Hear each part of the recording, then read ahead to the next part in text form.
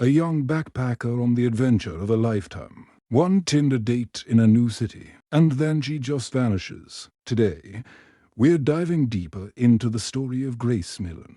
What started as an exciting night out in Auckland ended in a mystery that shocked New Zealand and the world. We'll walk through what happened, the clues caught on camera, and the questions that still linger. If you're new here, hit that subscribe button and turn on notifications. We're just getting started. Let's get into it. Grace Emmy Rose Millane was 21 years old. She was from Essex in the UK, adventurous girl who loved travelling. She had saved up for a big round-the-world trip, and in late November 2018 she landed in New Zealand. Backpacker life suited her perfectly. She was excited to explore Auckland, the city of sails, on December 1st, the day before her tutor-th birthday. She was in a great mood. She texted a friend about the guy she was about to meet, saying they really clicked. That guy was someone she matched with on Tinder. They arranged to meet in the city centre. At 5:45 p.m., the two individuals meet inside the Sky City building and proceed toward the escalator to go up. After getting off the escalator, the defendant and Ms. Millane are seen with the casino floor in the background before entering, and his burger bar at 5:47 p.m. to choose a table. By 7:12 p.m., the pair is seen leaving the restaurant and descending the escalator, eventually walking out onto Federal Street at 7:14 p.m. At approximately 8:27 p.m., they enter the Mexican cafe, where the defendant uses a bank card to pay for 3 jugs of drinks. They enter the Bluestone room at 8:30 p.m. and are seen kissing, a behavior that continues through 8:45 p.m. and again at 8:50 p.m.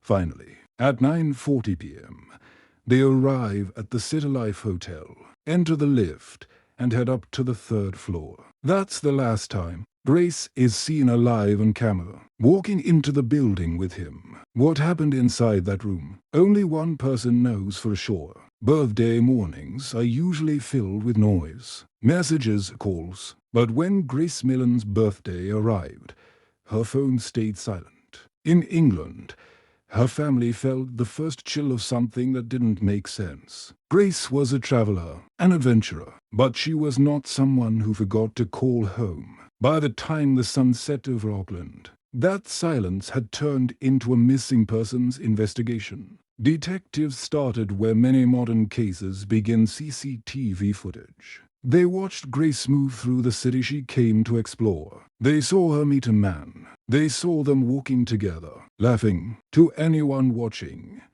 it looked normal. Just another date. Normal night in New Zealand. But by midnight, something changed. The cameras showed the man again. This time, he was alone, and he was carrying a suitcase. The investigation led police to the Waitakere Ranges. There, in a shallow grave, the search ended. Grace was found inside that same suitcase. She had not left the city for a new adventure. She had been taken out of it in the dark. When police closed in, the explanations began. The morning of December 2nd, 2018, began with a series of documented movements in downtown Auckland. At approximately 8 a.m., CCTV footage captures the individual leaving the CityLife Hotel on foot. This was less than 12 hours after he was last seen entering the building with Grace Millane. Minutes later, he is seen at a nearby retail outlet. His objective here is documented as the purchase of a large grey suitcase, the same suitcase that would later be central to the investigation. He pays for the item and returns to the apartment complex, the large brand new suitcase in hand.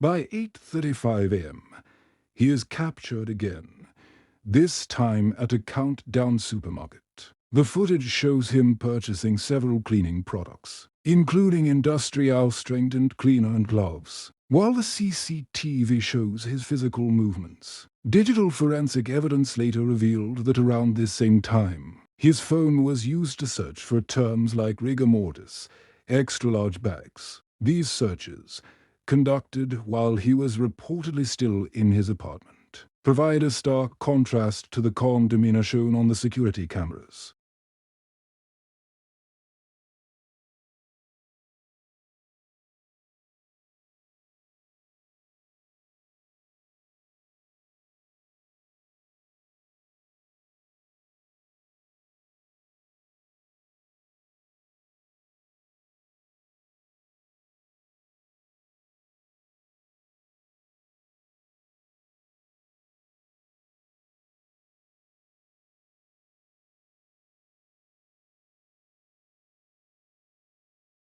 Later that morning, at approximately 10:30 a.m., the individual takes a taxi to a car rental agency. He is seen interacting with staff at Apex Car Rentals to secure a red hatchback. The defendant returns to the CityLife apartment complex. He is captured on the internal feed carrying multiple shopping bags. Inside, the camera identifies various cleaning agents and industrial detergents. His pace is steady, showing no outward signs of distress.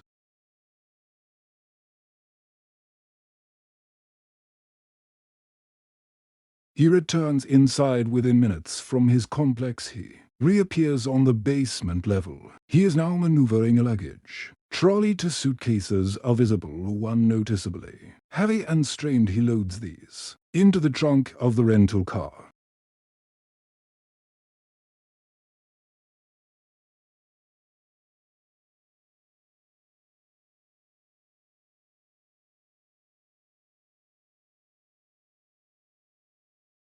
Following the unfortunate events that took place at the CityLife Hotel, the chronology of the situation is further complicated as the defendant is observed making his way to a local supermarket.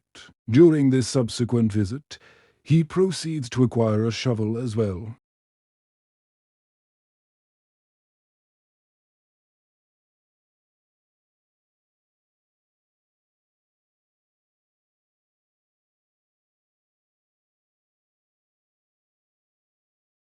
On the 3rd of December in the year 2018, at an approximately 9:15 a.m. time, the defendant came across himself being caught on surveillance video while visiting a dry cleaner establishment. He then proceeded to return to the very same location the following afternoon, around 3:18 p.m. During both instances when he visited the dry cleaner, it was observed that he was carrying a duffel bag around with him.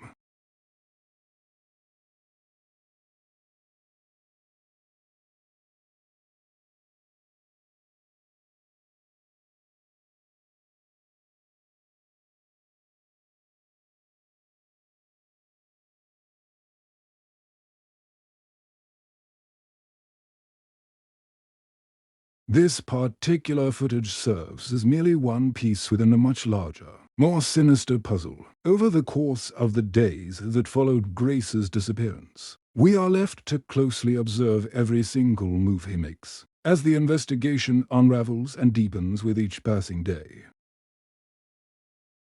At first, it was called an accident, a moment of intimacy that went wrong, but the evidence told a different story. The jury did not see an accident. They saw a man who spent hours after her death cleaning a carpet. They saw a man who went on another date while her body remained in his room. In November 2019, the courtroom reached its verdict. It took the jury only 5 hours. Guilty. In February 2020, he was sentenced to life in prison.